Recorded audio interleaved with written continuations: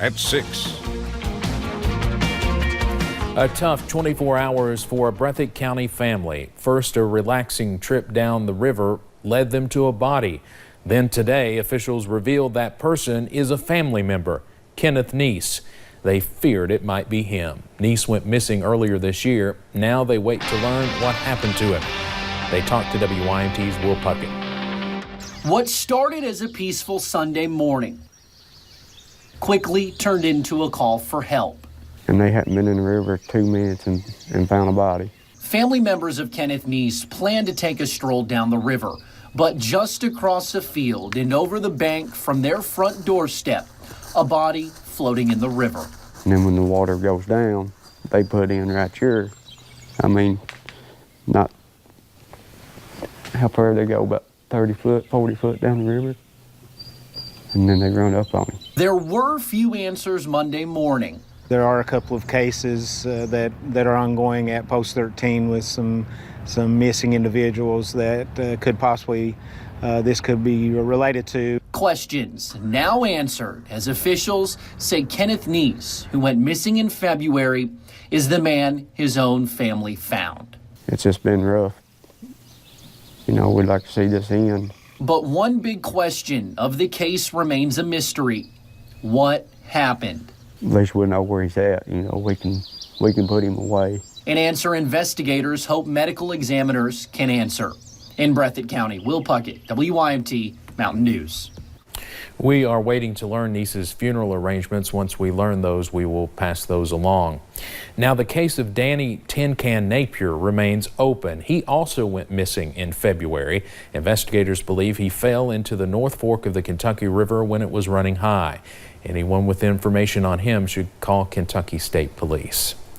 A woman's call for help resulted in a wild case for police in southern Kentucky early this morning. Police in Knox County say a woman called 911 about 1:30 in the morning and said a man was holding her against her will in her car. Police in the Corbin area later found the car, but the driver did not stop. The sheriff says the driver led police through Corbin, Keavy, and Lilly from Knox into Laurel and Whitley counties. Police say they used spike strips at several different places to finally stop the driver, who then ran off into a wooded area before he was finally caught. He did. As the vehicle became disabled, he pulled behind some store buildings there in Forest Lane Shopping Center in Corbin and attempted to flee on foot, where several officers apprehended him. Police say the driver is 29-year-old Joshua Grigsby, who is now facing multiple charges. Police say he was wanted on some outstanding warrants. A passenger, Tyler Williams, was also arrested. 3 small children are in the hospital after a 2-vehicle crash in Clay County this morning. Deputies say everyone involved is expected to be okay.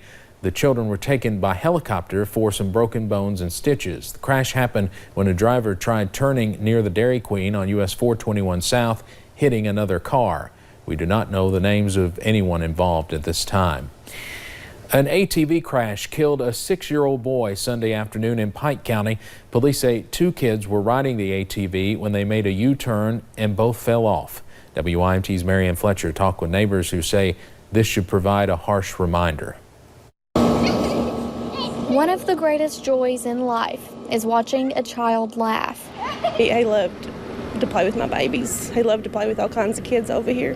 But fun turned into fright Sunday afternoon. I was at the house, but they knocked on my door and told me, Melanie, you need to get down here and contact people. Start helping us contact people. I don't know if Keegan's going to make it. 2 children were riding on an ATV when police say an attempted U-turn sent Keegan Music and his friend to the ground. So I went down there, and he was laying there, and they was trying to do CPR. A sight neighbor Melanie Compton says she will never shake. I won't get that image out of my head for seeing him laying there on the ground. 6-year-old Keegan loved to help. He didn't want to stay in the house. He wanted to be outside all the time. Neighbor Marlo Landry says he even created a bond with the garbage men in their neighborhood. Keegan always helped them get the trash into the truck. And the one guy said he couldn't make the funeral, but just to make sure that I gave Keegan this candy, because that's what they always gave him for helping. And helped plant flowers in her garden. So I'm going to make a sign, and I'm dedicating this flower bed to him because of all the work he's done on it. Compton says keep an eye on your children. Just parents, love your babies, hold your babies, kiss them tight, tell them you love them. Because you never know what the next day brings. In Pike County, Marianne Fletcher, WYMT Mountain News. The driver of the ATV was not injured in the crash. If you want to donate money to help Keegan Music's family with funeral expenses, we have that information on our website, WYMT.com. Today we called to check on the condition of a father caught in a fire that killed his wife and twin children. Investigators tell us Dennis Chad Howard has undergone several surgeries during the past week. He is still listed in critical condition. So far, they have not determined what caused that fire. On Thursday, there will be a benefit concert in Harlan County. To learn how to help, just head over to WYMT.com.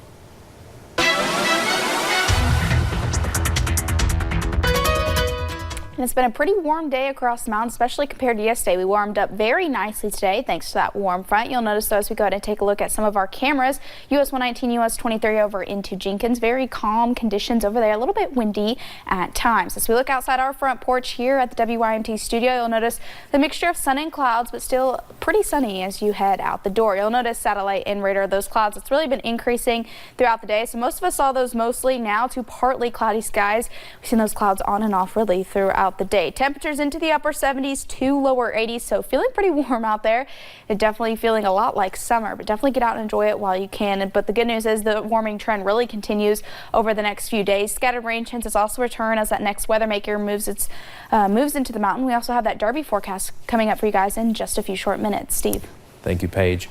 Last week we heard startling statistics on Kentucky's and the nation's drug problem. During that time, Letcher County Sheriff Mickey Stein says his office found nearly $10,000 worth of meth. But their fight does not end on the streets. WYMT's Justin Case explains how they're digging in their heels to find people help. He joins us now live. Justin. Steve, now Sheriff Steins was recently at a home in the Jeremiah community of Letcher County out to serve a warrant. And once he got to the house, he says that 5 people inside the house had active warrants. Another 3 were arrested on drug charges. Now, of those 8 people who were arrested, 4 of them are now in drug treatment facilities. Now, Sheriff Steins says that he works with the district judge here and also Michael Clark. Clark is with Addiction Recovery Care, and Clark is also a former addict who works with the inmates at the jail to see if they are ready to get help and ready to get clean.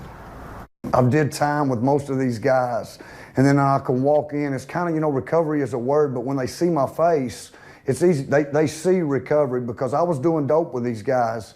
Now they're pushing the button, and I'm walking them out to my car to take them to treatment. So it's truly amazing personally, and then it's so rewarding to be in a company to work and get to do what I love to do because it's so personal to me because I was those guys not too long ago. Now, Clark estimates that about 40 people have been taken from the Letcher County Jail and have been placed into drug treatment in just the last couple months alone. There are really 3 goals to all of this. Number 1, help these people get back to being productive and leading healthy lives. Number 2 is stop the overcrowding problem at the jail. And if those first 2 work, they believe that they can fight the drug problem here in Letcher County. And lastly, you're probably wondering why I'm at the Southeast Kentucky Community and Technical College. Now, Clark, the sheriff, and the district judge will also be speaking here tonight to a group of students about the progress they're making. We'll have much more coming up tonight at 11. Steve? All right, Justin, thank you. Former clients of Eric C. Kahn received an update on their Social Security cases today in a meeting held by Prestonsburg attorney Ned Pillersdorf. Pillersdorf said the meeting was a way to update the former clients of Kahn since their names are not available in any public record. He said he wants to clear up any confusion for the nearly 800 impacted people who may not know that the fight for their benefits is not over. With respect to the approximately 800 former Kahn clients who have lost their benefits, we have won a series of rulings in federal courts, which means it's likely that all 800 are likely to get their benefits back. Pillersdorf said he also encourages any person with a related pending private case in federal court to reach out to their attorney. The fight over the names of teachers involved in this year's teacher sickouts is heading to a Kentucky courtroom.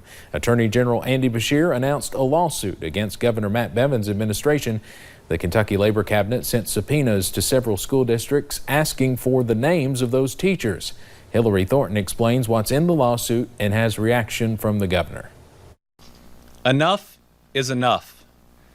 We have had enough of this governor's bullying of our public school teachers, and I am not going to let it continue. That is the message from Attorney General Andy Beshear announcing another lawsuit against the Bevin administration. I think he's an embarrassment to Kentucky, is what I think. Governor Matt Bevin responding with his own strong words, the ongoing feud between the two, something Kentuckians have become familiar with in recent years. This latest lawsuit by the Attorney General coming after the governor and labor secretary refused to withdraw subpoenas issued by the labor cabinet seeking names and records of teachers who participated in sick-outs. This is yet another abuse of power from a governor who thinks he controls everything. Beshear says it's all an effort to protect the First Amendment rights of those teachers. However, the labor secretary says that the heart of the issue is about whether or not teachers can use their sick time when they aren't sick. As part of this brand new lawsuit, the Attorney General also filing a motion asking for a temporary restraining order on the subpoenas. Governor Bevin calling this all a political stunt as Beshear hopes to take his job. He says the actual lawsuit doesn't even mention First Amendment violations. Guess what? If it was a First Amendment issue, what would this have been? A federal level issue. And then he couldn't have given it to his friend Phil Shepard. Governor Bevin talking about Franklin County Circuit Judge Philip Shepard, who's presided over a number of the lawsuits between the two. At times, Governor Bevin calling him a, quote, political hack. The governor's words and actions are despicable. They are bullying, and I'm here to stop him. Hillary Thornton, WYMT Mountain News. Now, this, of course, comes just ahead of the May gubernatorial primary, which is on the 21st. A survey by the American College of Emergency Physicians says most emergency room doctors believe patient violence is increasing.